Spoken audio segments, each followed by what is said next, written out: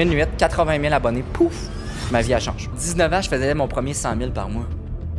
19 ans. Je voyais pas l'intérêt d'aller à l'école puis d'avoir des renseignements d'un professeur auquel je faisais plus d'argent que lui. 100 000 en un mois à 19 ans. Mm-hmm. Comment que c'est arrivé? Fuck ton service puis améliore-toi. Ah oui. Améliore-toi. Si ton service est tellement autant bon que tu ne vendrais pas à ta propre famille, remets-toi en question. C'est quelqu'un que par année, il mettait des centaines de milliers de dollars en marketing puis il n'y avait pas de retour. Il y a un jeune comme moi qui arrive, qui leur met en place, qui leur explique l'importance et qu'est-ce que ça peut leur apporter, qu'on a ce genre de résultats-là. Pourquoi c'est si important en 2024, le personal brand, puis le fait de faire de la création vidéo sur les réseaux sociaux? J'ai une opinion, puis ça va être une opinion qui est tellement controversée, puis que personne n'est d'accord avec moi, mais je dois la partager. This is the GE of Podcast. You are the only person who can make this work, and you're also the only person who can fuck this up. What's up tout le monde, bienvenue à Corporate Gangster. Aujourd'hui, je reçois Maxime Giguère. Yes, sir! The one and only. Yeah, Max, très excité de t'avoir au show. Merci d'avoir accepté l'invitation. Ben merci à toi pour l'invitation, Colin. C'est super apprécié, sachant là, que de ce que j'ai entendu, t'as un petit rhume dans la gorge. Là. Ouais, écoute, je suis venu quand même, on va dire, tourner ce podcast-là parce que ça me tenait à cœur. Mais en effet, là, j'ai pogné un petit virus en plein mois de juillet. Tannant pareil. Vraiment? Puis il est rough parce que je le combats assez fort avec plusieurs vitamines, puis un petit peu de bougeotte pareil parce que quand t'as un petit rhume, là, faut pas que tu penses que tu restes couché puis ça passe. Là. Non? Je vais prendre des marches un peu, je fais du training un petit peu moins intense, mais quand même, il faut rester à bouger un petit peu si on veut que tout circule puis tout s'en aille. Mais bref, on n'est pas là pour parler de mon rhume. Mais non! On est là pour parler de toi aujourd'hui. Max Giguère, Yes. écoute, premièrement, c'est qui Maxime Giguère? Qu'est-ce qu'il fait dans la vie? Pourquoi tu es sur Corporate Gangster aujourd'hui? J'ai goût de vraiment de dire comment que les gens, généralement, me voient et me décrivent quand ils se présentent à d'autres personnes. Ils me présentent à d'autres personnes. C'est vraiment sous forme de... Tu sais, c'est le gars là, qui embarque dans une business, qui change la mentalité côté marketing, puis qui t'aide vraiment à atteindre des nouveaux sommets avec ta business. De ce qu'on m'a dit avec le passé. Depuis que j'ai entendu ça, je fais juste dire ça au monde. C'est comme ça qu'on m'a décrit. Concrètement, moi, comment que je me décris au monde, c'est vraiment... je suis un gars de business, un stratège qui rentre dans la business de quelqu'un, qui s'assure justement que tous les éléments côté marketing, ils sont en place, qui valent la peine, bien évidemment. Puis là, avec ça, c'est là qu'on va venir créer une stratégie, qu'on va venir créer du contenu vidéo qui est frappant, qui est viral. Je te dirais que c'est pas mal comme ça là, qu'on peut me décrire. Donc, Max, un gars de business, mais vraiment axé sur le marketing. Exactement. J'aimerais ça savoir de où que ça passe, on va dire, cette skills-là de marketing, de où que ça part le fait de vouloir, OK, moi, je veux me concentrer sur le marketing. C'est tellement bon. Puis souvent, je dis, c'est littéralement sur une intervention quand j'étais pompier. Donc, moi, je pars d'un background un petit peu différent où je suis sur une intervention, OK? Puis, il y a une grosse intervention où, bien évidemment, il y a quelqu'un qui est décédé, OK? Donc, quelqu'un qui s'est suicidé. Puis que je vois la famille, Yassif, qui rentre, qui voit le corps, justement, même si on a essayé de pas, bien évidemment, leur montrer. Ouais. Ils rentrent pareil, puis la face de la madame, quand elle voit ça, c'est comme une face comme que je veux plus jamais revivre, là, tu sais, de voir vraiment une petite madame là, qui voit justement son mari décédé comme ça, dû à un suicide. J'ai fait « OK, j'ai 18 ans, puis pourquoi je me suis embarqué là-dedans, c'était toujours pour pouvoir aider les autres. Moi, c'était beaucoup quelque chose qui était important. Aider, c'est un mot qui est hyper important chez nous dans la famille. Puis, je me disais, OK, oui, effectivement, j'aide les autres, mais je les aide tout le temps quand ils sont au plus bas de leur vie. Y a-t-il un moyen, y a-t-il une manière où je peux venir aider les gens quand ils sont pas toujours en détresse, quand ils sont pas toujours en train de sur le bord de mourir, whatever. Puis, ça s'est donné justement qu'en même temps, j'ai commencé à créer du contenu. J'ai commencé sur mon personal brand à builder mon contenu, à créer du contenu vidéo. bien évidemment, en me basant sur beaucoup de formations que j'ai faites en ligne. J'ai fait beaucoup de formations. J'ai fait des formations sur YouTube, sur les algorithmes TikTok, Facebook. J'ai eu la chance de rencontrer plein de contacts dans la création de contenu aussi que j'ai pu mastermind avec eux autres. Puis, du jour au lendemain, j'ai décidé justement je devais vraiment appliquer tout ce que j'avais appris. Puis je me suis lancé directement dans la création de contenu. Une vidéo par jour. Go, on se donne un go sur TikTok. Puis j'ai eu la chance vraiment d'exploser sur TikTok du jour au lendemain. Donc à une journée, j'ai gagné là, 80 000 abonnés avec une seule vidéo. Wow. Puis c'est là que ça a changé ma vie au complet. En une nuit, 80 000 abonnés, pouf, ma vie a changé. C'était quoi cette vidéo-là? C'était une vidéo où je testais un concept qu'on avait en place qui était la philanthropie avec un élément de challenge où on récompensait quelqu'un qui faisait une bonne action. OK. Puis, avec cette vidéo-là, justement, quand j'ai vu l'impact que ça a eu sur moi, quand que j'ai vu que ça a changé ma vie au complet, je suis passé du petit gars que genre personne n'a regardé dans... Du nobody. Ouais, du nobody. Ouais. Personne n'a regardé dans la rue, au petit gars quand il rentre, admettons, un centre d'achat. Au IGA, whatever, il y a des personnes qui demandent des photos. Je suis passé justement de quelqu'un qui était genre réservé à moi-même, j'ai le goût de dire, quand même introverti, à quelqu'un qui switch en extroverti parce que, bien évidemment, tu peux pas avoir l'air bête quand quelqu'un te demande une photo. Ouais. Tu peux pas être ce genre de personne-là. Fait que quand que j'ai vu, puis encore plus loin que ça, je suis passé de la personne où quand j'allais au resto, j'arrivais à la porte puis j'étais comme, aïe aïe, 500 $, donne-moi la plus belle table, je vais être à côté du monde, à ne même plus avoir à faire ça, puis que ce soit les restaurants eux-mêmes qui m'invitent, que ce soit bien évidemment les Amazon Prime de ce monde qui nous invitent à des événements pour pouvoir collaborer, que ce soit aussi plein d'autres business qui veulent collaborer avec moi. Fait que quand j'ai vu ça, quand j'ai vu à quel point les vidéos pouvaient changer la vie de quelqu'un, qui ont changé la mienne, je me suis dit, hey no way, je vais juste garder ça pour moi. Genre, je peux pas garder ça juste pour moi parce que la vie, c'est pas fait pour comme tout avoir pour toi-même puis de comme pouvoir tout enjoy toi seul. Parce que quand t'es le seul à enjoy, c'est plate dans ta barnaque. Ouais. Hein? C'est vraiment plate. Fait que c'est là que j'ai parti justement de pouvoir partager mes connaissances puis d'aider d'autres personnes. Je l'ai fait avec l'entreprise des entreprises. Puis c'est là que j'ai connu des gros succès là, pour les entreprises là, du Québec d'ici. Wow. Yeah. Donc, un beau parcours de tes débuts Ouais. dans la création de contenu.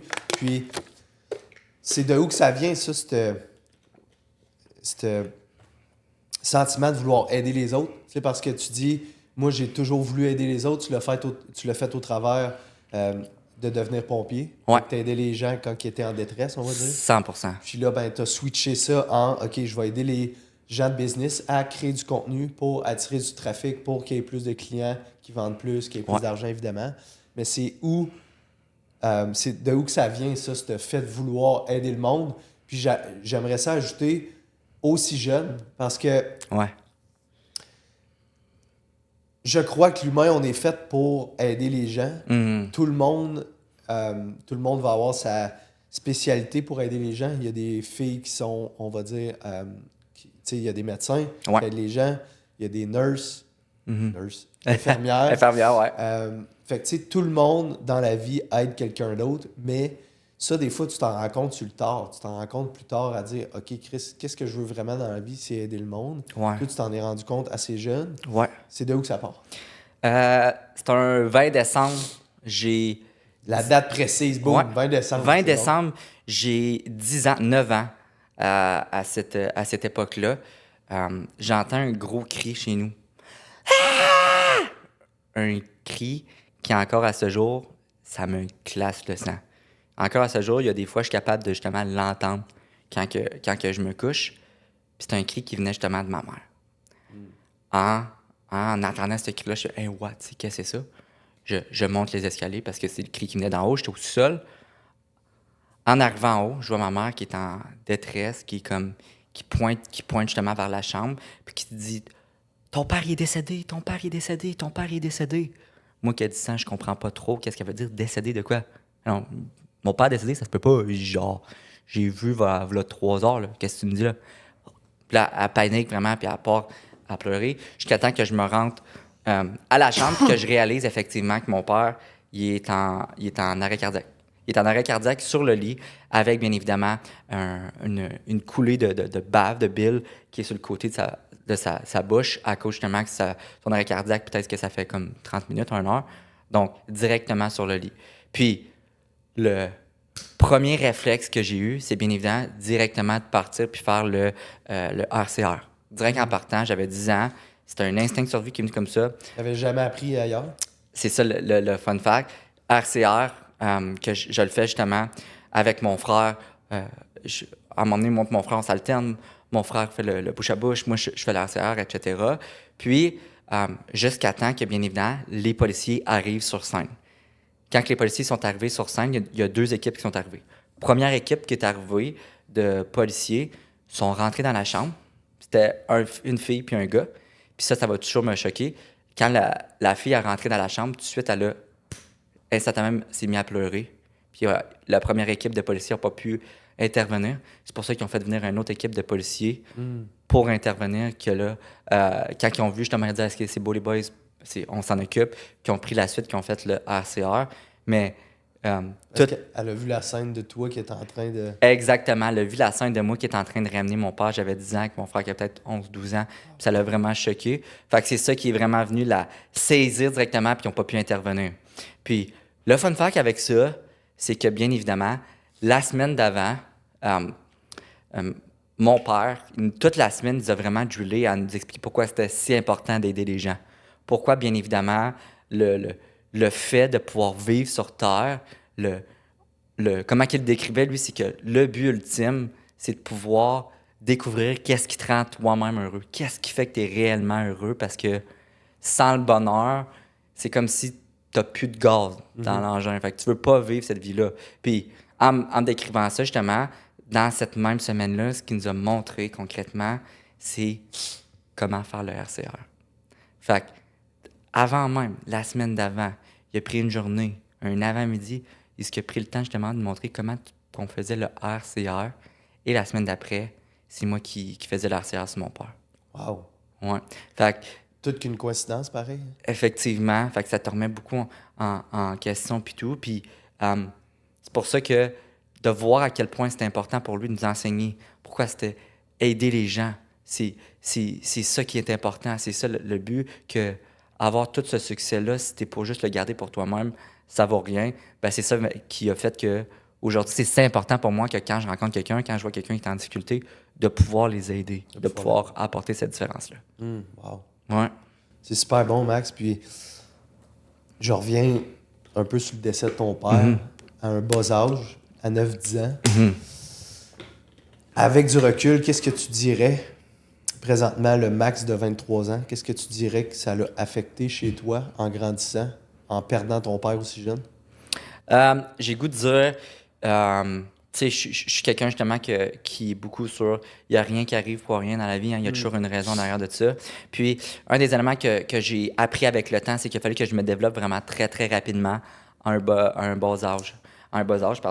Fait qu'il a fallu justement que je devienne mon propre père. Il a fallu que je m'enseigne des choses que habituellement un fils va demander à son père.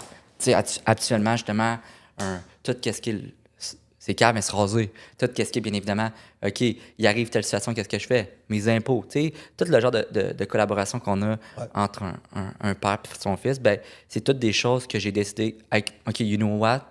Genre, live, je peux faire ma bitch, je peux faire ma fucking victime, puis dire, OK, you know, j'ai pas de peur, genre... Je vais fail, whatever, comme c'est fini pour moi. Puis moi, j'ai vraiment vu ça comme la motivation, ce que je me suis dit. J'ai vu ça de la vie comme, OK, toi, la vie qui va être bitch avec moi, tu penses que tu vas me ramasser avec ça? Genre, tu vas me mettre ça dans mon chemin, puis ça va faire que je veux pas aller? Genre, fuck you. Puis c'est là, justement, que j'ai développé tout ce qui est le développement personnel, tout ce qui est, bien évidemment, les choses que je sentais qui me manquaient en tant que petit gars de 12 ans puis que je voulais apprendre. J'apprenais back à back. Je combinais les jobs depuis que j'étais jeune pour juste avoir de l'expérience. Expérience. J'ai essayé plein d'affaires. J'ai fait restauration, j'ai fait travailler dans une cour à scrap. J'ai plein d'affaires pour juste acquérir les éléments que je sentais que chaque emploi m'apportait. Puis chaque élément était bien précis pour moi. J'avais un objectif quand que je rentrais chez un emploi, c'était de retirer quelque chose, retirer une certaine expérience. Puis en me développant comme ça, qu'au fur et à mesure que j'ai continué à grandir, que j'ai été en mesure d'avoir toutes ces compétences-là, puis de pouvoir, bien évidemment, après ça, lancer ma propre business. Wow! Déjà à un jeune âge, tu savais déjà où ce que tu voulais t'enligner. C'est bon parce que, tu sais, à 12, 13, 14 ans, on vit puis on n'est pas conscient, on s'amuse avec nos amis. Ouais. Moi, personnellement, pour moi, c'était comme je veux juste être avec mes chums puis me faire du fun avec eux autres. Je pensais pas à OK, j'ai un but en tête. Je vais travailler pour aller me chercher des skills précis pour devenir meilleur quand je vais avoir ma business. Je vais déjà avoir ces skills-là. C'est complètement malade. Puis, c'est quoi les jobs que tu as eus? Tu parlais de restauration après ça? Ouais. Depuis que je suis jeune, restauration, j'ai travaillé dans une pourvoirie aussi, où ce que j'ai pu aller chercher beaucoup de skills qui étaient à ma famille, bien évidemment. Aller chercher plein de skills côté communication.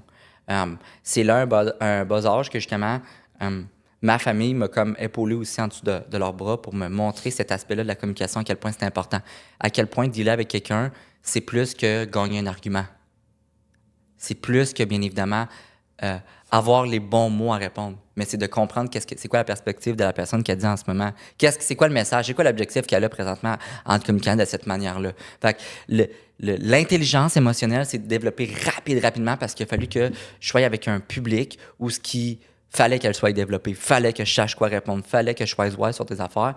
Puis que, bien évidemment, j'ai grandi avec ça. Après ça, j'étais allé, justement, j'étais barman dans un restaurant où il a fallu que, bien évidemment, je gère une scène d'opération où il fallait qu'il y ait des repas qui soient distribués avec des entrées, avec ci, puis il fallait tout que je coordonne le tout pour m'assurer, justement, qu'il ne manque jamais rien. Fait que ça m'a permis beaucoup de tout ce qui est gestion, tout ce qui est, bien évidemment, avoir cette drive-là, d'aller chercher un deuxième souffle même quand ça ne tente plus. Ouais. Après ça, bien évidemment, c'est là que j'ai commencé à avoir d'autres jobs. Là. Entre autres, là, j'ai travaillé au Dagobert comme je servais des bouteilles. Donc, encore une fois, je sentais qu'il y avait un élément qui me manquait, qui était bien évidemment un réseau de contacts. Un réseau de contacts qui était très fort pour pouvoir appuyer que lorsque je vais lancer ma business, que j'ai des gens qui m'appuient concrètement derrière de ce que je fais. Puis en rencontrant des milliers de personnes là, par semaine, c'est vraiment ça qui m'a permis que lorsque j'ai lancé ma business, T'avais déjà un réseau? J'ai déjà un gros réseau de contacts business, que ce soit les jeunes, les plus vieux, whatever. Des gens justement que je sais qui ont certains moyens, des gens qui ont un petit peu moins de moyens, des gens qui sont dans la business, dans le concret du concret, des gens qui ont des restaurants, tout, que quand j'ai lancé, j'ai vraiment senti un appui de toute cette communauté-là parce que j'avais pris le temps de bien les servir, j'avais pris le temps d'avoir cette affaire-là. Fait que, quand la valeur a été donnée, après ça, la valeur a été rendue de cette manière-là. Tu sais. Qu'est-ce qui a fait que tu étais conscient que ça te prenait, ces skills-là? Tu sais, que tu disais, je vais faire tel job pour aller chercher tel skills. C'est à un bas âge de même, je trouve ça flabbergasting. C'est tellement bon. Je donne souvent l'exemple quand il y a des gens me le demandent. Tu sais, des fois, on fait des choses inconsciemment, puis après, plus tard, t'es comme, OK, mais pourquoi j'ai fait ça, là? C'est donc bien weird que j'arrive justement à un élément dans ma vie où je me ramasse à tel job, puis que après ça, quelques semaines, quelques mois, puis quelques années plus tard, t'es comme, c'est une chance que j'ai fait cet employé-là, là. Une chance que j'ai pu avoir ça. Ben, moi, c'était un petit peu la même chose. Où je savais les skills qu'il fallait que j'aille chercher, parce que, bien évidemment, à un moment donné, avec tout ce qui concerne la business, quand ça concerne de devenir la meilleure version de toi-même, c'est pas compliqué. Il faut que tu saches vendre, il faut que tu connaisses bien ton marketing. La communication, c'est super important. Tout ce qui touche à tes finances. Après ça, tout ce qui touche à, bien évidemment, les gens, donc le comportement humain. Après ça, c'est tout ce qui, bien évidemment, va venir alentour du comment bien développer un produit. Après ça, quand tu comprends tout ça, tu as déjà la base. Hein? Tu as déjà la base. Là, ce que tu as besoin, c'est de venir préciser, de venir chercher les petits skills qui sont manquants. That's it. Aussi simple que ça. Fait qu'inconsciemment, quand que tu le sais, après ça, tu te diriges vers des emplois qui te permettent d'acquérir toutes ces skills-là. Puis c'est justement exactement ce que j'ai appliqué là, de A à Z. Super intéressant, Max. Puis, écoute, on est un petit peu parti, on va dire, à l'envers là, dans l'entrevue. Habituellement, je pars de quand tu es plus jeune, puis on monte, mais c'est pas grave, on va continuer comme ça.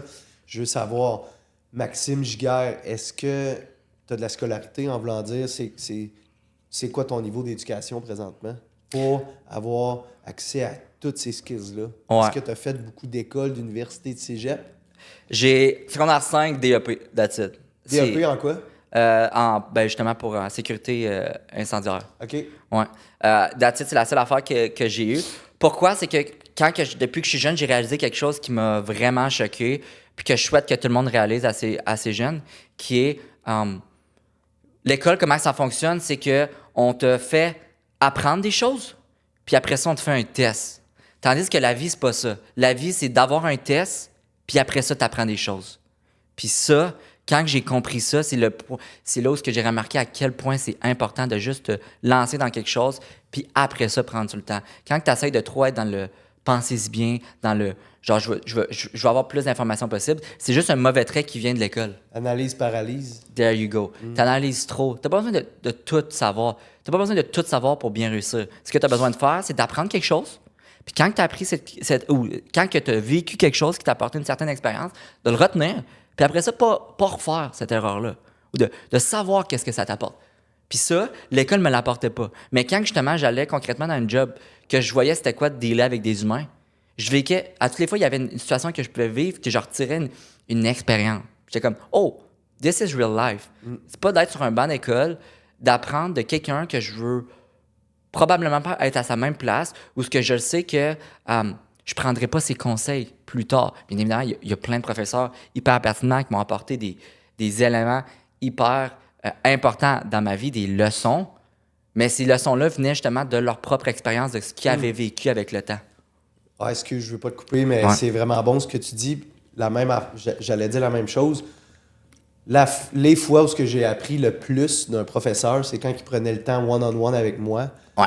à m'expliquer des choses de la vraie vie. Tellement. Et non de qu'est-ce qu'il essaie de nous apprendre à l'école qui, la plupart du temps, ne sert à rien. 100%. C'est vraiment bon ce que tu dis. Puis, est-ce que c'est pour ça que tu n'as pas continué à l'école puis que tu n'as pas fait d'autres études? Exemple, on va dire cégep, université. Tu savais déjà que tu avais appris beaucoup plus dans la vie que ce que l'école allait pu t'apprendre? Ouais, effectivement. Puis je me sentais toujours. By the way, à l'école, j'étais vraiment pas bon.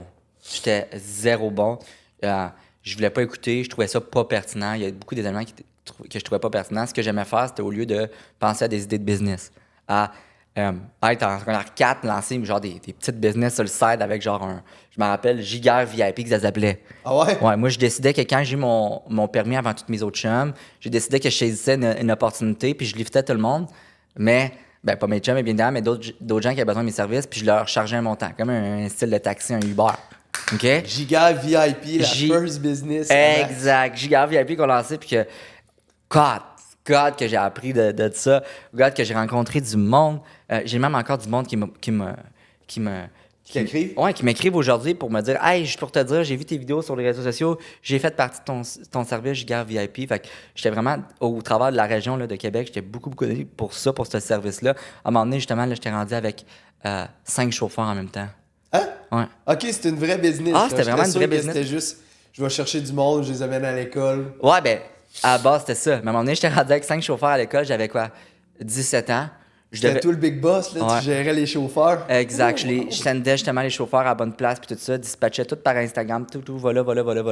J'ai des chauffeurs qui se faisaient beaucoup d'argent avec ça, justement, à rouler comme un vrai métier. Puis c'est justement à 17 ans que j'ai connu, genre, le pouvoir de, OK, quand tu as un bon produit, système. un bon système en place, à quel point ça peut aller à un next level. Malade. Ouais. Ça a-tu duré longtemps, ce business-là? Ça a duré, je te dirais, à peu près 6 mois. Puis à un moment donné, je m'en venais trop gros.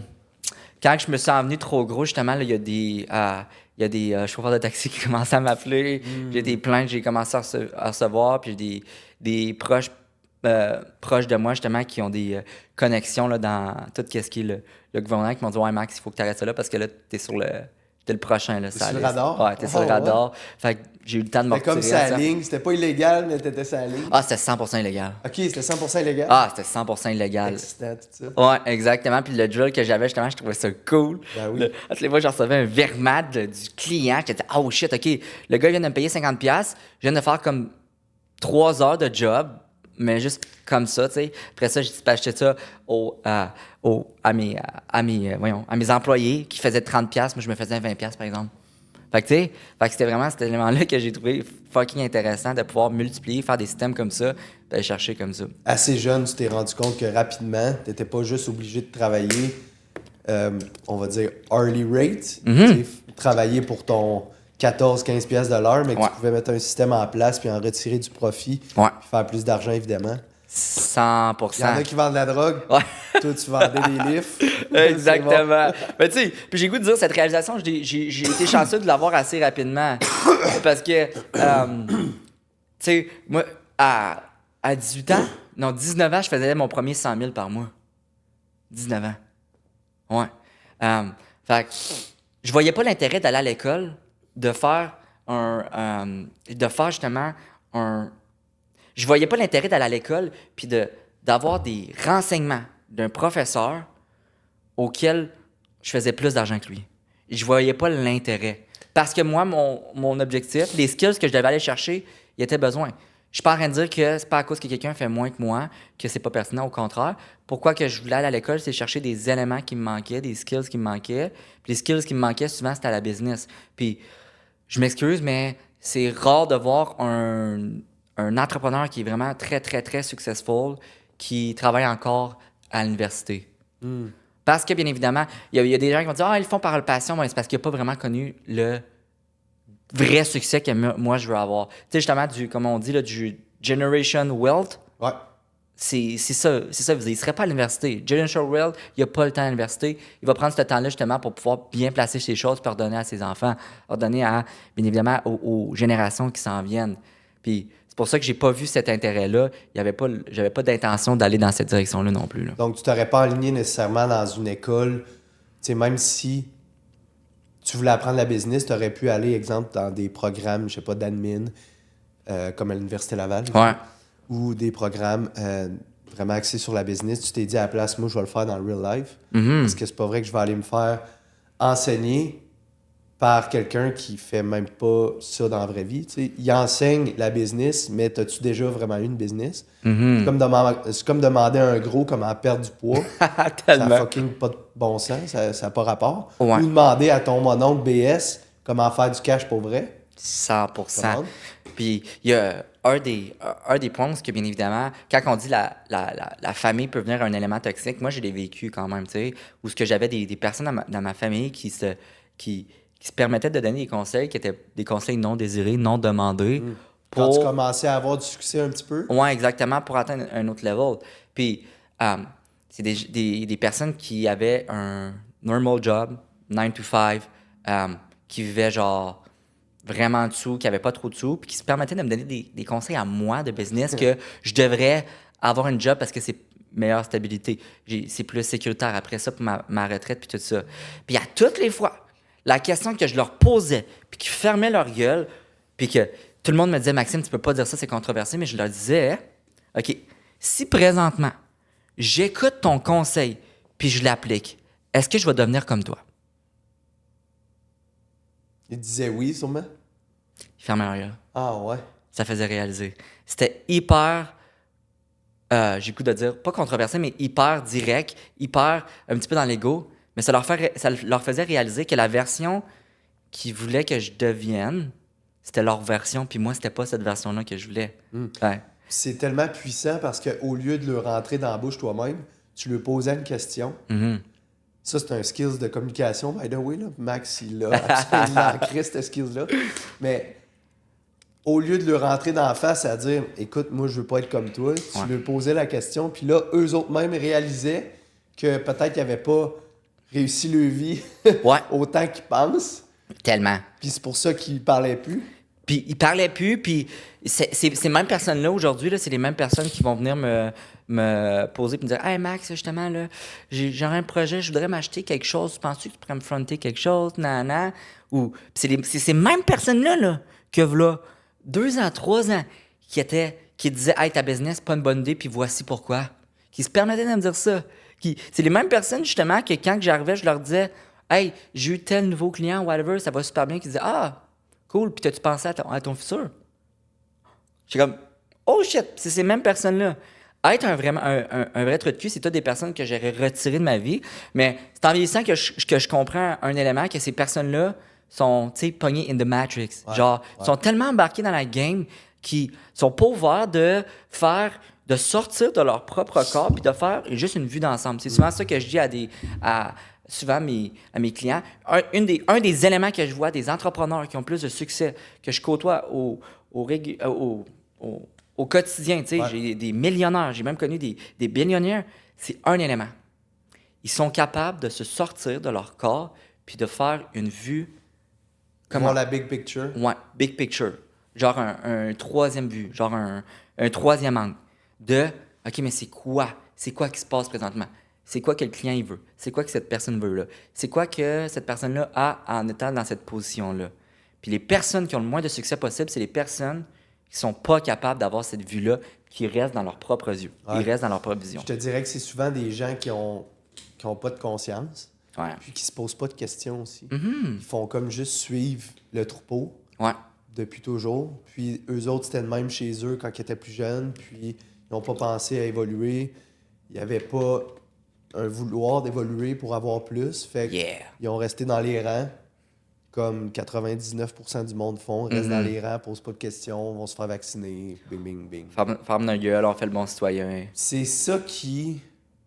Tu sais, quand une génération est comme ça, puis que cette génération-là se pose pas de questions pour évoluer, après ça, l'autre génération d'après, ça continue. 100%. Tant qu'il n'y a pas quelqu'un qui break the chain, Ouais. puis qui devient conscient, comme toi, tu l'es devenu, puis que là, ben toi, la prochaine génération, évidemment, tu vas éduquer tes enfants comme tu es présentement, pour qu'ils 100%. deviennent meilleurs, puis qu'ils battent, qui battent la pauvreté, puis tout ce qui est la basse société, selon moi. 100%. Puis un des éléments les plus valuables avec l'école que je trouvais, c'était l'histoire. De l'histoire, on apprend beaucoup. On apprend les erreurs qu'il y a pu avoir dans le passé. Puis c'est pour ça que c'est si important de bien écouter en histoire. Puis actually, le monde, il y a beaucoup de monde qui écoute pas attentivement l'histoire. Puis au contraire, Si on a du monde au secondaire présentement, écoutez vos cours d'histoire. Écoutez vos cours Puis c'est fou à quel point, quand tu es au secondaire, tu es Ouais. comme, on s'en crisse d'histoire. Faut apprendre les maths, faut apprendre le français parce que c'est quasiment, c'est pas dit à voix haute au secondaire, mais quasiment que c'est plus important. Fait que tu te mets à croire toi aussi que l'histoire c'est pas important, mais qu'est-ce que c'est bon que tu dises c'est la chose la plus importante. oui, puis actually, si tu y penses, les professeurs aussi, ils mettent pas tant d'importance sur l'histoire. C'est vrai. Puis quand tu y penses, c'est quand même weird. Parce que c'est avec l'histoire qu'on fait pas les mêmes erreurs qu'on a fait dans le passé. Toutes les guerres, tous les éléments, là, tu checks, c'est tout c'est comme la mode, hein? C'est des choses qui passent puis reviennent. Des patterns. Des patterns, exactement. En analysant des datas que tu comprends, tu sais, quand tu analyses un graphique de qu'est-ce qui s'est passé, tu vois qu'est-ce qui peut s'en venir. Exactement, c'est la même chose. Si présentement, justement, on décide, tu me parlais justement que tout le monde décide de faire leur mouton, de suivre sans même se poser de questions. Moi, je fais souvent cette référence-là.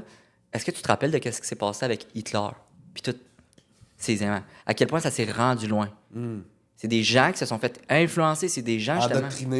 Endoctrinés, merci, de suivre une direction sans même se poser une bonne question parce que tu avais juste un bon narrateur, quelqu'un avec des bons skills de communication, qui leur a dit un message, qui leur a tellement répété, puis qui a voulu mettre de la logique là-dedans, qu'au fur et à mesure, ça a convaincu les personnes. C'est quelqu'un qui était charmant. C'est quelqu'un que l'intelligence émotionnelle, il était vraiment très, très bon.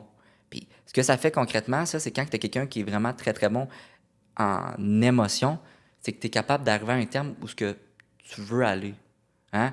Puis c'est ça qu'il a fait. Il a utilisé ses skills de communication qu'il est allé chercher justement de ses grands-pères, qui étaient, si on check justement, toutes des personnes qui étaient manipulatrices, qui étaient bons, très, très bons en communication, puis qui les a mis en avant pour avoir toute une fucking country avec lui pour faire des choses qui sont impensables. Si on n'apprend pas de ça, si on décide justement de ne pas se poser les bonnes questions, d'écouter les personnes qui sont en haut de nous, puis de jamais prendre le temps des fois de mettre le stop de « OK, mais qu'est-ce qui se passe là? Est-ce que ça a vraiment du sens? » C'est le genre de même événement qu'on pourrait se retrouver dedans. Puis si on ne prend pas cette attention-là de s'arrêter puis d'analyser le tout, comme que tu me dis, ben c'est le genre de situation qu'on va voir dans quelques années, c'est sûr et certain. Genre de situation qui arrive quand que, justement, les gens font pas OK, qu'est-ce qui se passe présentement? Ça fait pas de crise de bon sens. Puis le monde ne se pose pas ces questions-là parce que, ils parlent à leur beau-frère, ils parlent à leur belle-sœur, puis ils sont pareils comme eux autres, puis ils parlent la pluie puis du beau temps au lieu de se poser les vraies questions. 100%. Quand que je vais prendre le COVID parce que ça vient d'arriver, puis c'était un événement qui avait juste pas d'allure, là. Puis qui a montré justement cette grosse facette-là. Selon moi, tu sais, ça l'a mis, on va dire, comment t'appelles ça? Ça l'a mis vraiment la lumière sur Chris, le monde sont des moutons. Ouais. Ben, c'est quand ils se sont mis à, OK, bon, vous allez devoir porter des masques en milieu public, mais si vous êtes chez vous, c'est correct, vous pouvez enlever vos masques. Si vous pouvez mentir, au restaurant, il fallait que tu portes ton masque, mais tu pouvais l'enlever pour manger. Ouais. À quel point, quand tu y penses, ça fait pas de sens. Stupide. T'enlèves ton masque pour manger, puis tu le remets après. 100%. Allait de plus en plus vers du nonsense, là. Toutes les règles qu'on a eues durant cette COVID-là, puis encore plus, genre, ça te prend une deuxième dose, ça te prend une troisième dose, ça va te prendre une quatrième dose dans pas long. Quand tu te mets à y penser pour de vrai, c'est où que ça fait du sens, puis c'est où que ça va arrêter. Comme tu dis, là, puis tu sais, Hitler, il n'a pas commencé à crisser des Juifs dans la chambre à gaz. Il a commencé tranquillement à lui mettre une carotte dans le cul, tranquillement, pas vite. C'est la même affaire qui s'est passée avec le COVID. C'est pour ça qu'il n'y a pas une révolution du jour au lendemain. C'est tranquillement, mais sûrement, on va y arriver, puis on va t'apporter à faire quelque chose que tu n'es même pas conscient parce que tu te poses pas de questions, puis on l'a fait tellement tranquillement que tu t'en es pas rendu compte. T'sais. Je vais te dire quelque chose qui va te choquer, puis que moi, c'est un des millionnaires que je connais, voire billionnaire, je sais pas trop qui est rendu avec tout ça, qui a changé ma vision par rapport au COVID, puis qui m'a fait réaliser bien des choses, puis que j'espère qu'il y a d'autres mondes qui l'ont réalisé comme lui. Il dit, Max, il dit, tu sais, COVID, il dit, tu penses, pour qui c'est pas bon? Hein? Pour qui justement que ça l'affecte le plus possible? Ben, je pensais, j'étais comme, I guess les gens qui vivent dans un pays puis qui écoutent leur gouvernement. Il dit, ouais, actually, puis il dit, prends le temps d'encore plus y penser.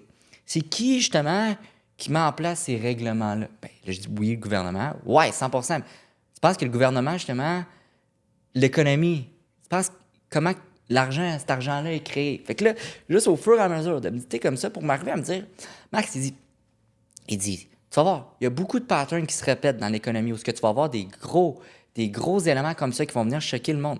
Puis, il dit, je veux que tu te rappelles d'une chose. Il dit, check comment que la structuration est faite. Check comment que le jeu est play. Où ce que ça va aller en gradation. Où ce que ça va aller de petit à grand.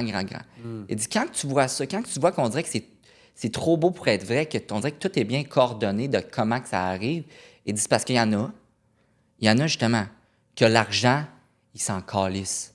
C'est plus l'argent qui l'intéresse, c'est le pouvoir. Et le pouvoir, c'est ça qui les drive. Donc, de pouvoir faire ce genre d'action-là, c'est toujours un test de plus qu'ils font.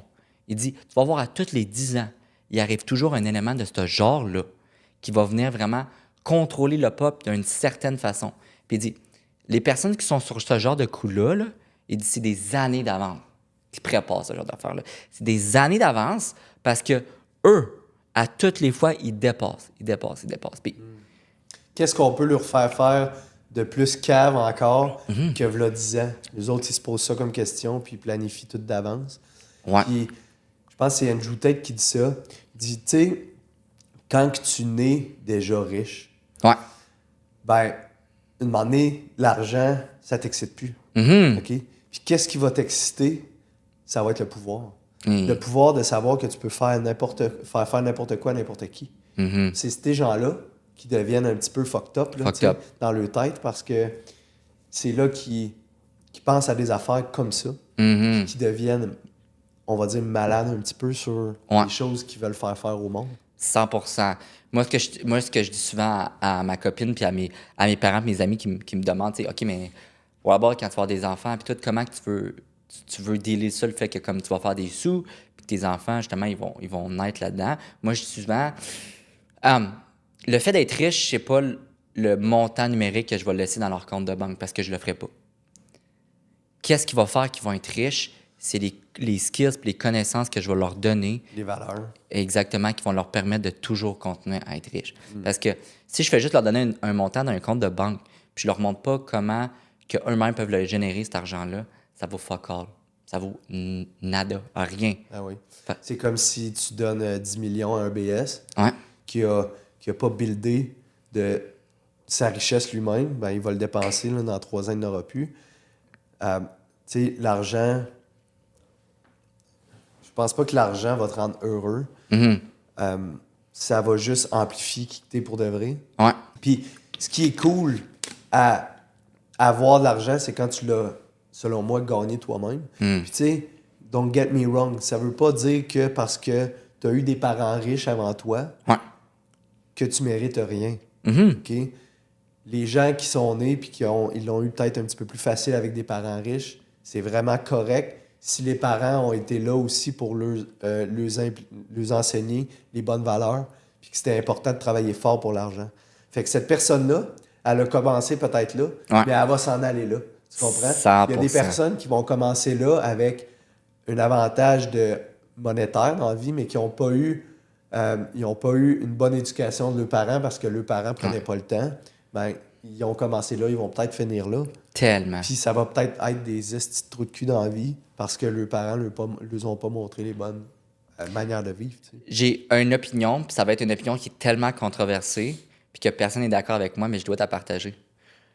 Je trouve que les enfants qui sont nés dans une famille riche, ils vont avoir plus de difficultés à être riches que des enfants qui sont nés dans une famille pauvre.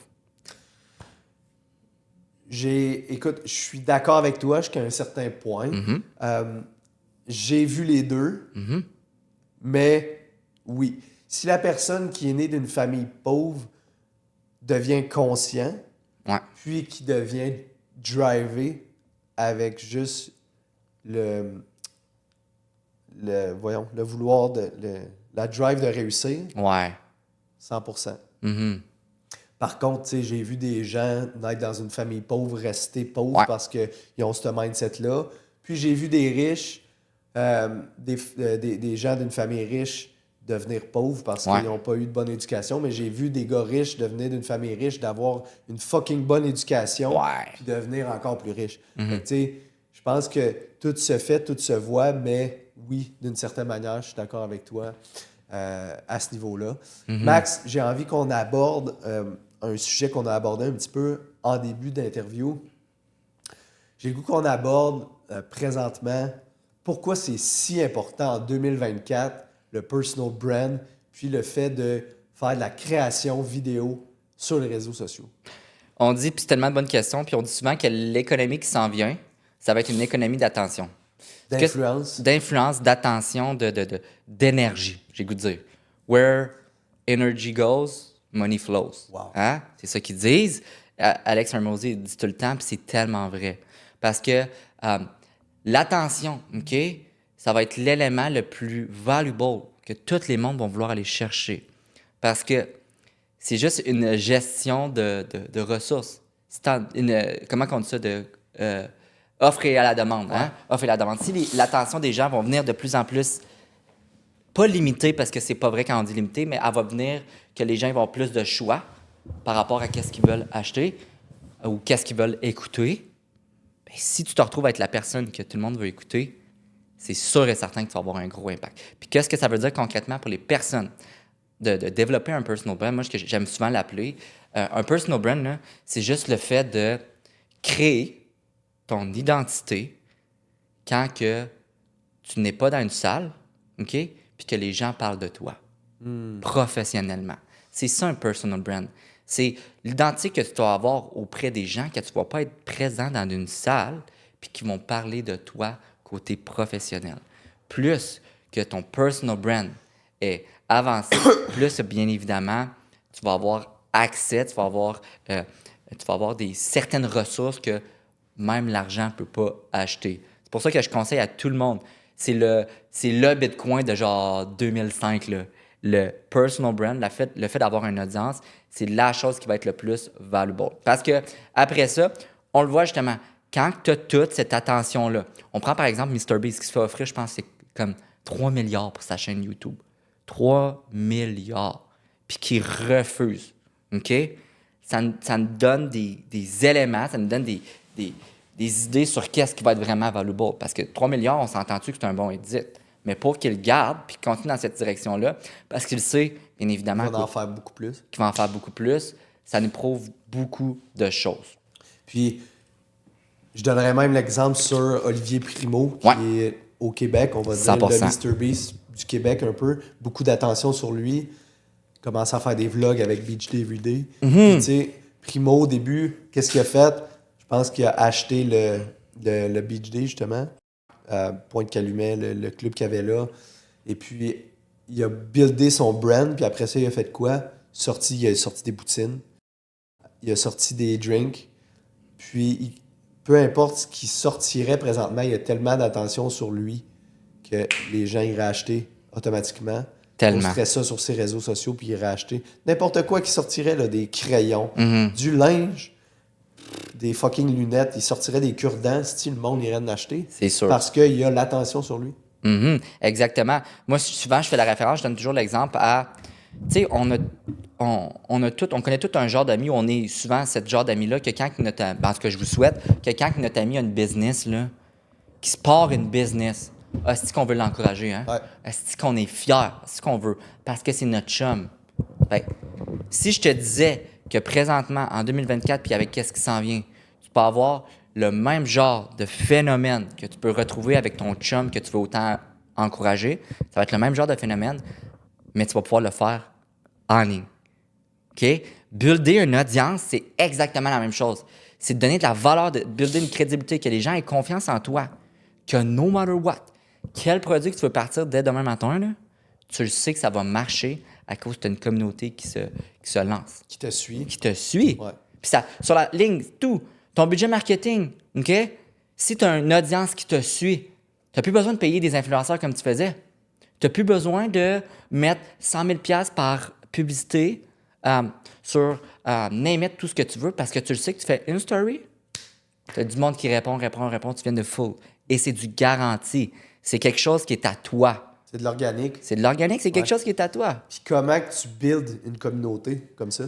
C'est Est-ce que c'est au travers des années? Est-ce que c'est au travers de la valeur que tu vas venir donner aussi aux gens? Ouais, exactement. Moi, ce que j'aime bien dire, c'est souvent toujours une question de mathématiques.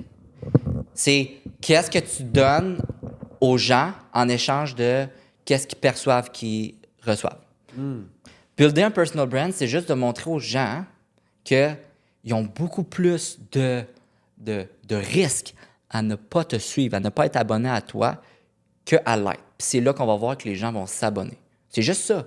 Quand la personne elle sent qu'il y a un potentiel de manquer quelque chose, un niveau de tes projets, un conseil que tu leur donnes, whatever, c'est là qu'elle va s'abonner. Puis comment tu peux le faire? C'est juste de tellement donner de la valeur, de la bonne valeur. Tu sais, tes trucs à 1 million que tu dis, tabarnak, il me semble que j'aurais payé cher pour avoir ce conseil-là.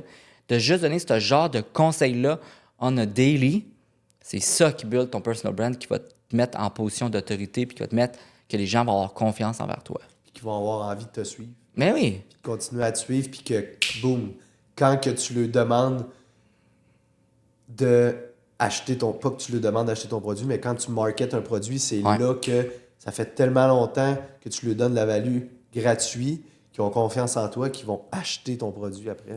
Exactement. Moi, je dis souvent, avoir un personal brand, c'est comme vendre pour vendre dans le futur. Ce que je veux dire par là, il y en a qui vendent juste pour vendre à l'instantané, mais qui ne vendent pas pour revendre. Puis ces genres de personnes-là, c'est eux autres qui vont faire de l'argent quick term, mais qui ne feront pas de l'argent sur le long terme. Quand tu as un personal brand, tu vends tes conseils de façon gratuite pour revendre dans le futur. Parce que cette confiance-là que tu vas développer, ce référencement-là, cet élément-là que quand que tu vas arriver dans un réseautage ou whatever, les gens vont t'aborder, vont avoir une facilité de venir te voir à cause qu'ils t'ont vu des réseaux sociaux puis ils vont t'admirer. C'est ça qui fait justement cette force-là. Puis encore plus loin que ça, j'ai vraiment réalisé l'effet de développer un personal brand quand que j'ai un de mes clients d'un certain âge qui m'a appelé, qui s'est juste mis à broyer d'un coup. One shot. One shot, d'un coup, il s'est mis à broyer. Tu sais, je sentais qu'il avait la petite voix mielleuse. Puis il me dit, hey Max, il dit, je veux juste te remercier. Il dit, t'as changé ma business. Wow. À cause que maintenant, tout le monde me reconnaît. Tout le monde est prêt à payer des milliers de dollars pour juste venir vers moi. Puis c'est quelqu'un que par année, il mettait des centaines de milliers de dollars en marketing, puis il n'y avait pas de retour. Puis maintenant, quand on s'habitue à la consommation des gens, hein, comment ils consomment le contenu, puis qu'on va dans cette lignée-là, ben c'est ce genre de résultat qu'il peut avoir, que tu as des entrepreneurs qui ont travaillé toute leur vie sur une business, puis qui ne comprennent pas c'est quoi l'aspect du marketing, puis que là, il y a un jeune comme moi qui arrive, qui leur met en place, qui leur explique l'importance, puis qu'est-ce que ça peut leur apporter, qu'on a ce genre de résultats-là. Là. Que, tu demandes après ça à ce client-là, tu demandes à ce client-là après ça, est-ce que tu le recommandes, Maxime? C'est la personne qui nous recommande le plus de personnes. Ouais. La différence qu'on a faite pour lui, à tout jamais, il va être reconnaissant pour nous. Puis c'est ça qui fait la différence. Hein? Puis, tantôt, tu parlais de 100 000 en un mois à 19 ans. Mm-hmm. Comment que c'est arrivé? Value. Value. Ouais.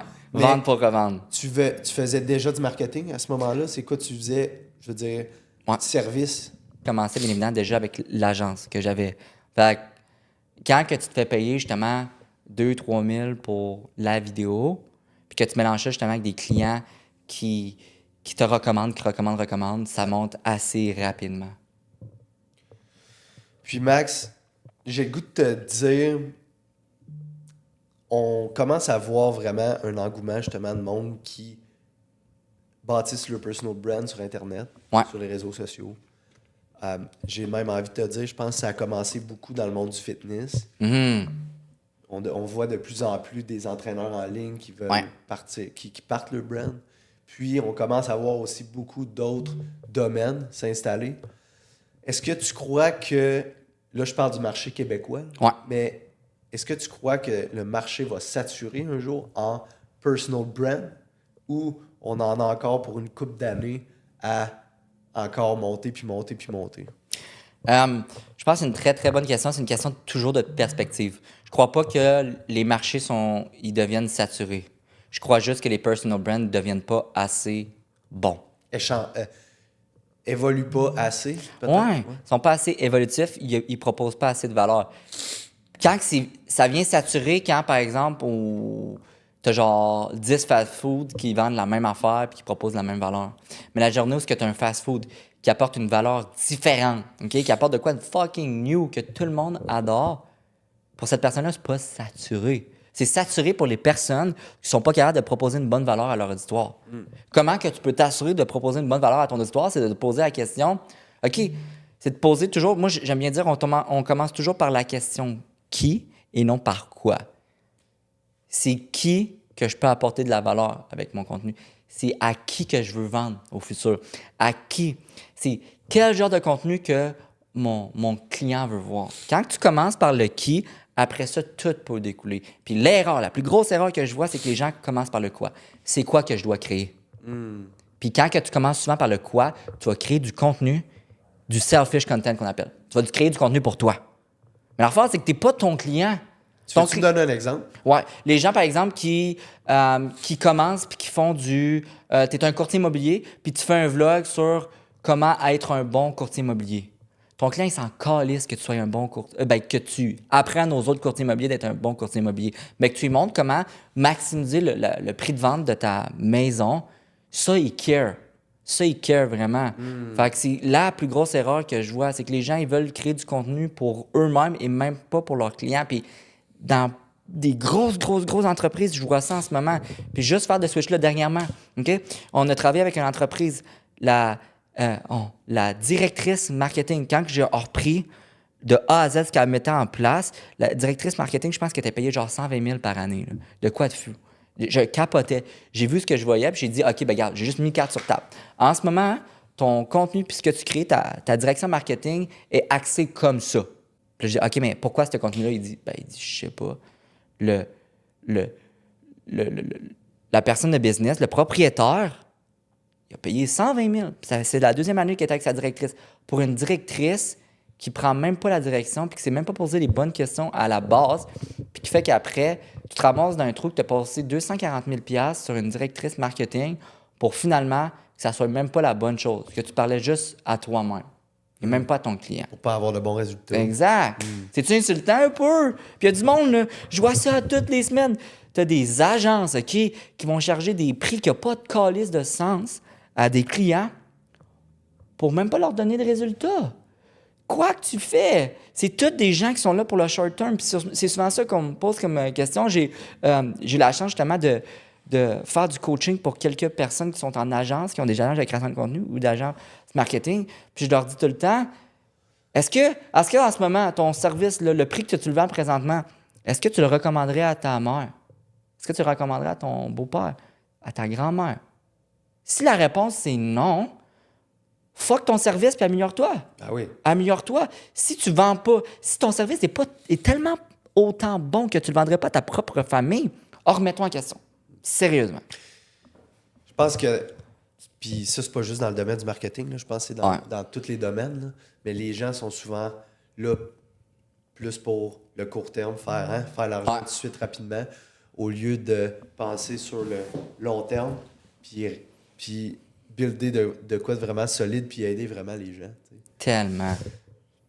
Of course que si tu mets les efforts, puis si tu travailles fort, puis si tu es constant, c'est juste une question de temps avant d'atteindre tes objectifs monétaires, on va dire, avant de devenir millionnaire.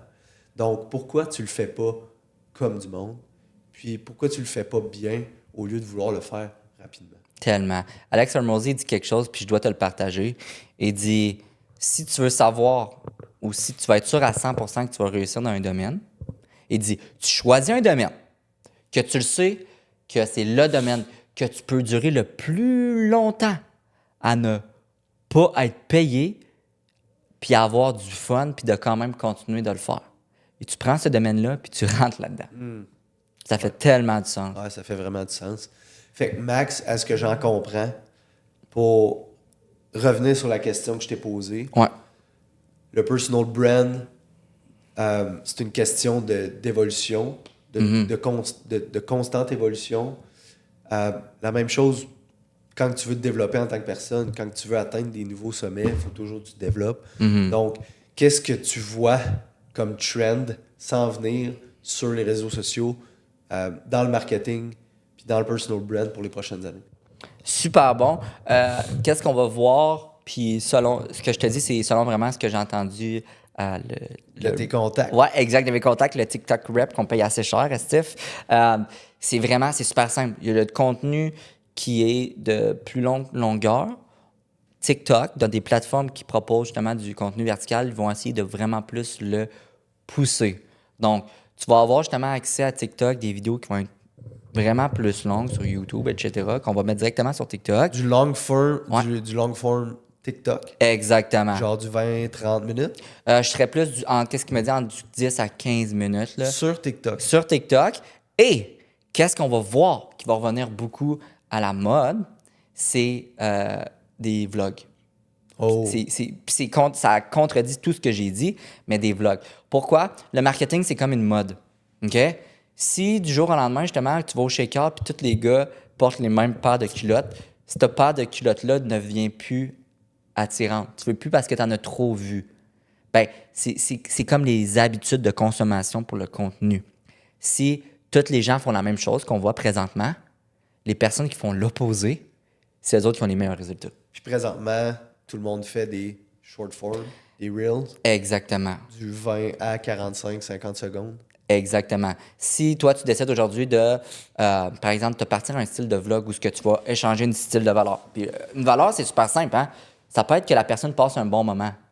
Ça peut être que la personne elle rit. Elle se fait du fun quand elle check tes vidéos. Ça peut être la personne que c'est une question qu'elle se pose depuis vraiment longtemps ou qui est intéressée à avoir. Un échange de valeur. Une bonne valeur, c'est juste que l'attention que la personne va te donner, OK? Ce que tu vas y apporter vaut plus grand que l'attention qu'elle te donne. Ouais. Aussi simple que ça, tu sais. Fait que c'est capable de savoir qu'est-ce qui pourrait valoir le coup, fais-le. C'est bon, ça. C'est super bon, qu'est-ce que tu dis, Max. Puis présentement, Maxime Giguère, Ouais. il travaille... C'est quoi le nom de la business que tu possèdes? Tu travailles dedans? Oh, on l'a ici. Yes, sir! Agence One represent. Agence One. Ouais. Agence One, justement, là, c'est une agence de création de contenu vidéo. On est les partenaires là, des plus grosses PME du Québec. L'objectif qu'on a vraiment, c'est que quand les business viennent travailler avec nous autres, viennent nous voir pour devenir la référence, c'est qu'on rentre vraiment dans leur business concrètement. On check tout leur marketing, qu'est-ce qu'ils ont en place, puis on regarde quel angle il faut prendre avec le contenu vidéo en se basant sur une étude de marché qu'on fait sur qu'est-ce qui se passe présentement sur le marché. Ici, au Canada, aux États-Unis, dans le monde entier. Puis après ça, on va prendre les forces de la business, qu'est-ce qu'on veut mettre de l'avant. Puis quand on a tous ces éléments-là, c'est là qu'on va venir, bien évidemment, créer du contenu avec le client, y offrant un offre clé en main où il n'y a pas besoin d'en rien penser, il a juste besoin d'être lui, devant la caméra. Puis après ça, bien évidemment, nous, avec notre équipe à l'interne, on est plus de 16 personnes maintenant, on s'occupe vraiment de venir framer, de venir faire le montage que les gens veulent voir, de venir poser les questions que les gens veulent savoir, de venir montrer ce que les gens demandent. Puis c'est là justement qu'on voit la magie apparaître, puis c'est là qu'on voit des augmentations, puis des 40 d'augmentation comme certaines des entreprises qu'on a eues. Là. De chiffre d'affaires, parce qu'on le sait, Ouais. tu l'as dit, si ces entreprises-là ont de l'attention sur eux, Ouais. bien évidemment, ils vont pouvoir le monétiser un jour ou l'autre. Ouais. Puis, exemple, on va prendre comme exemple, je crois que Armoire PMM, c'est votre client. Exact. Écoute, j'ai entendu dire qu'il payait un certain montant par mois qui était assez astronomique pour son ancien marketing. Puis que ça l'a vraiment descendu depuis qu'il vous a rencontré.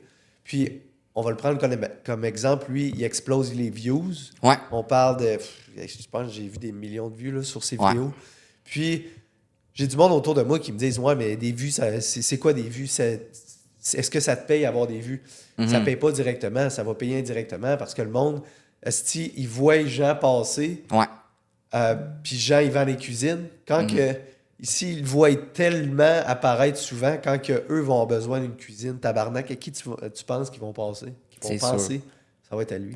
C'est comme ça que tu monétises ton compte. C'est tellement bon ce que tu dis. Puis souvent, ces personnes-là, quand ils se posent les genres de mêmes questions, c'est juste de les mettre en une différente perspective.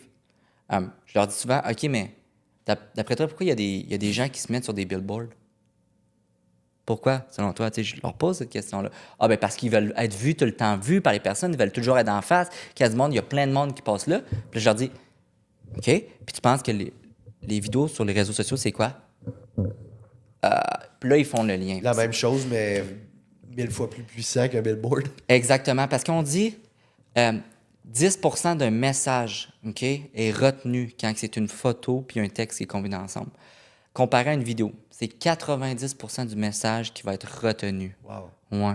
Ça, ce que ça veut dire, c'est que si tu as une entreprise puis tu utilises juste du texte puis des images, il y a seulement 10% réellement de ton message qui va être compris.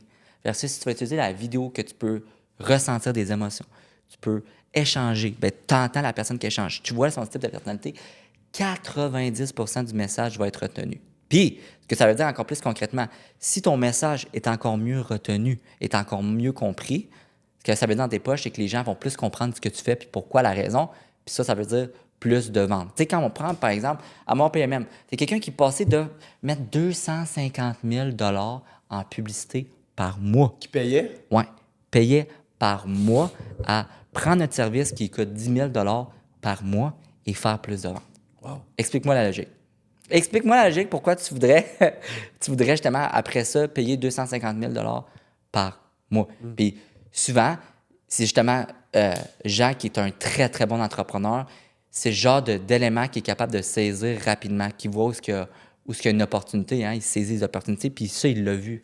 Il a vu l'impact que ça peut avoir. Puis après ça, c'est un no-brainer pour lui. Là. Quand tu es rendu... Qui est référent. Après ça, c'est un no-brainer de référer. Exactement. Après ça, c'est ça. Tu sais, ils n'ont jamais vu ça dans le marché, quelqu'un qui vend des armoires autant pas cher que ça. Puis lui, il n'a jamais vu ça, voir autant d'armoires qui se vend autant rapidement que ça. Ouais. Fait que c'est quelque chose C'est à qui est cause hot. de la création de contenu. Ouais. Puis du brain en arrière qui est toi, je dirais. Explique-moi ta position dans l'entreprise, dans l'agence One. Je sais que tu es le fondateur, mais c'est quoi la position que Maxime Giguère a présentement dans l'agence? C'est quoi qu'il fait exactement? Ouais, ben, tu sais, je tiens à dire que le succès qu'on a vraiment avec nos clients, c'est. Je suis une partie dans l'équation. Hein. On a vraiment une très, très belle équipe. Une équipe de warriors en arrière de tout moi, entre autres Olivier, qui est mon partner, qui s'occupe beaucoup des opérations. On a des directeurs d'opérations, etc. Ouais. Des monteurs.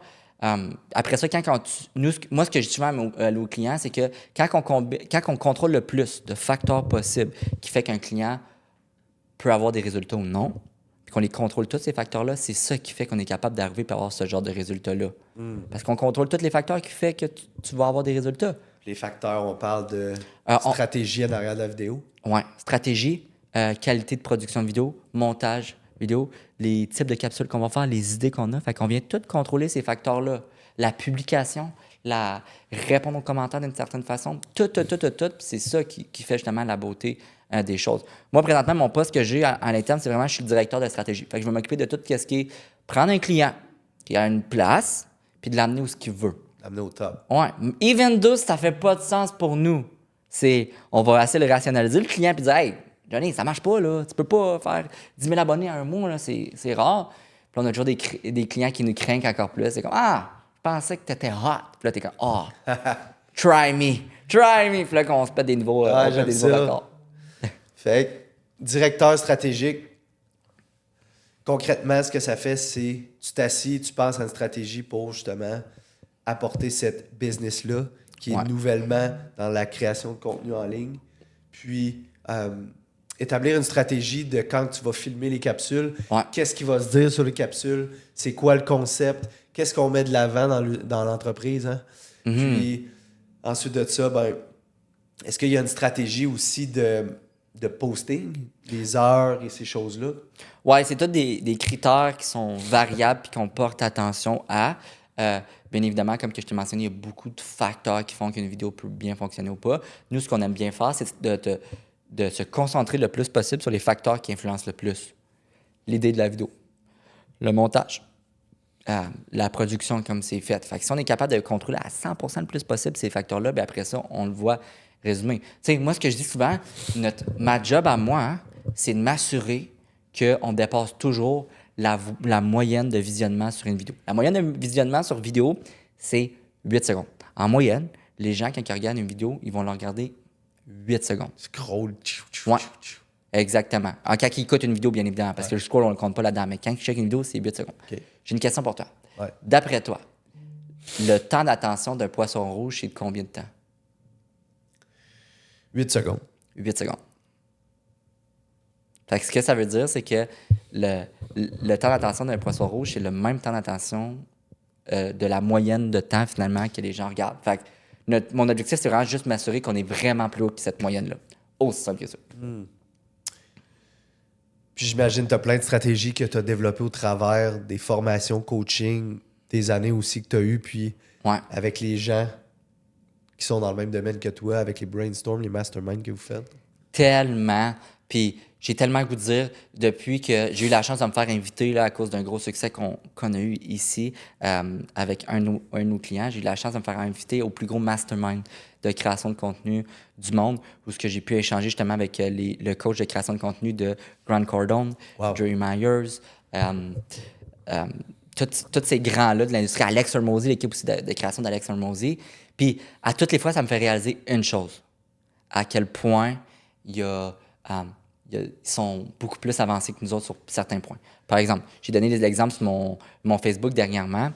La question qu'on devait débattre sur le mastermind, c'était justement à quel point du bad press, donc des mauvais articles pour nos clients, c'était quelque chose qui était bénéfique. Puis comment qu'on l'utilisait à notre avantage.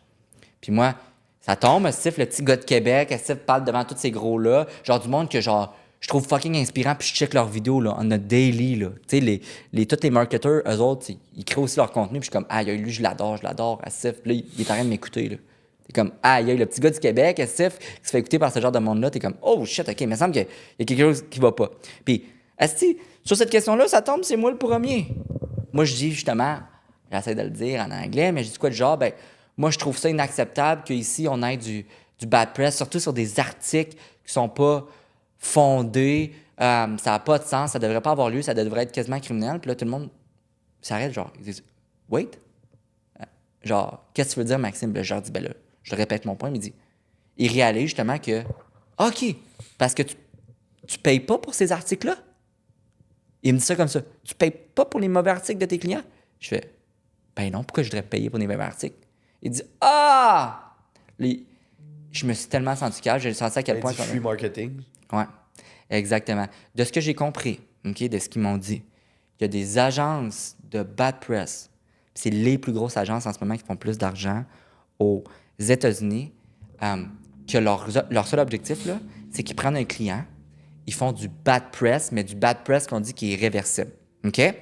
Donc, ils vont venir faire un article et, par exemple,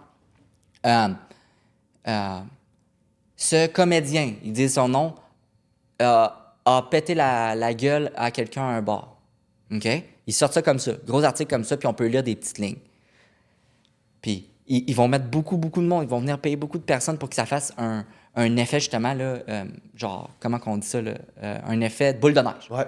Puis, pour comprendre que, justement, puis ça fait vraiment du sens, quand c'est un article qui est négatif, ça attire beaucoup plus d'attention que quand c'est un article qui est positif. On aime ça, le drama. Exact. On aime ça, on partage. Ah, c'est trop de cul, nanana. Jusqu'à temps que cette même agence-là, aux États-Unis, ce qu'ils font, c'est qu'après ça, ils vont sortir des articles du genre. Reverse. Ils reverse le tout. Ce comédien a pété la gueule d'un agresseur. Ah, j'adore. Ouais. Puis comme ça, c'est comme ça que tu es capable d'avoir quelqu'un qui blow up comme ça. Et le nombre de personnes qu'on voit blow up sur les réseaux sociaux à cause de ça, ou même les chanteurs, les personnes qui vont sortir des nouvelles albums qui font ça, c'est phénoménal. Le gars me disait des noms, des gros noms de rappers. Ils disent, OK, ben genre, tu sais, tel beef entre telle personne puis telle personne, il parlait de Drake puis de genre Kendrick. Ouais. Il dit, t'as-tu déjà pensé qu'il pourrait avoir un petit peu de ça là-dedans? Puis j'étais comme, tabarnak. Puis tu check toujours. À toutes les fois qui arrivent souvent dans ce genre de situation-là, c'est que souvent les artistes sont en descente. Ils sont en train de descendre. Ouais. Puis là, pouf, il repart. Kanye West, pense à Kanye West. Ah, j'adore. J'adore ça, t'entendre parler parce que je vois vraiment que tu es un professionnel de la création de contenu, du marketing, de la stratégie.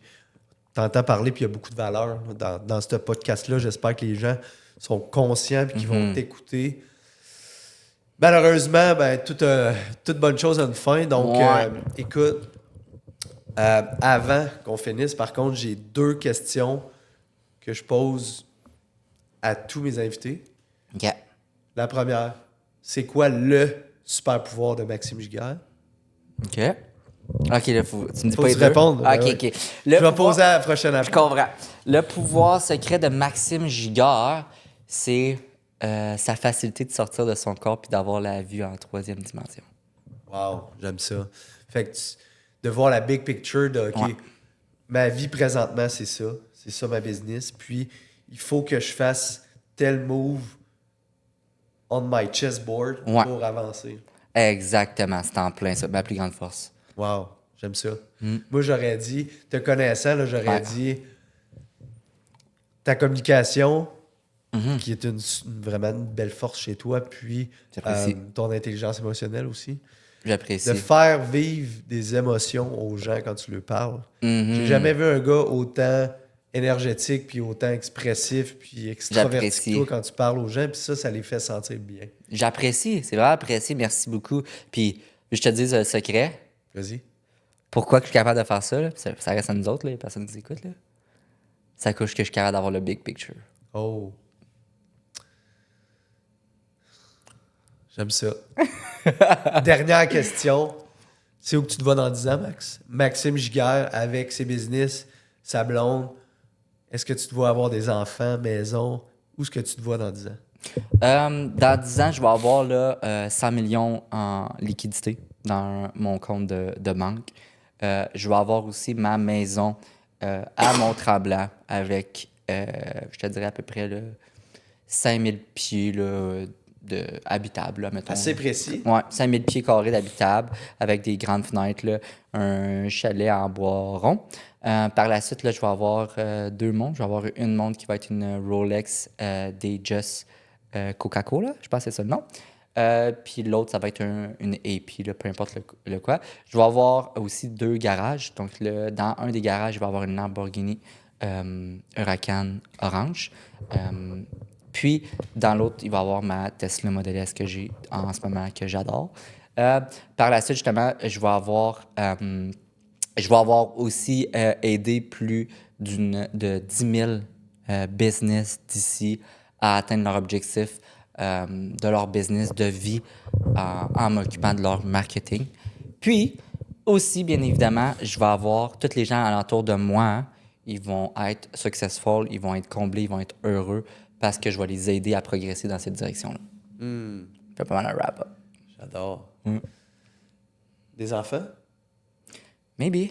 Ouais. Si arrête de les avaler. C'est bon ça. Max, ce fut vraiment un plaisir de t'avoir avec moi aujourd'hui, de t'avoir sur le podcast de Corporate Gangster. Merci à toi. Il y avait beaucoup de valeur, gang, dans ce podcast-là sur tous les gens qui veulent se partir en business ou qui sont en business présentement. À quel point c'est important, le personal brand, la création de contenu, puis le marketing. Vous l'avez tout dans cet épisode-là, guys. Fait que j'espère que ça va pouvoir vous aider à atteindre des nouveaux objectifs avec votre entreprise au travers du marketing. Maxime Giguère, merci encore d'avoir été là aujourd'hui. Merci à toi. Ça fut tout un honneur. Merci.